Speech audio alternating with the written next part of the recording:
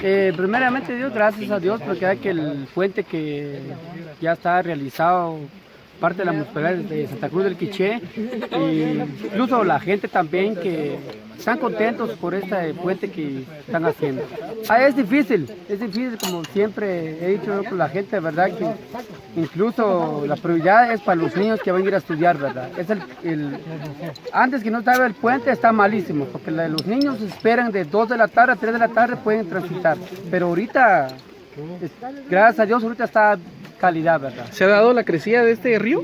Es siempre.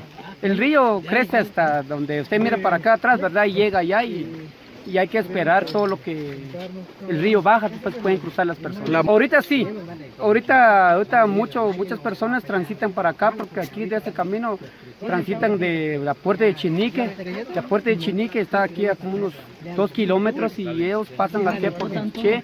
Incluso las personas también, ahorita muchas personas pasan acá, ¿verdad? El proyecto está acá, ahorita del principio que nosotros estamos de Cocó, de verdad, gracias a Dios, él nos hizo la petición de las cocinas que había empezado, ahorita gracias a Dios terminó. Después de la cocina, ahorita ya del camino ya está gestionado, el camino está bonito y el tercer fase sería el puente, ¿verdad? Gracias por esos 3 proyectos y está con nosotros la municipalidad de Quiché y nosotros también como Cucabá Segundo, nosotros estamos unidos con la municipalidad de Santa Cruz de Quiché.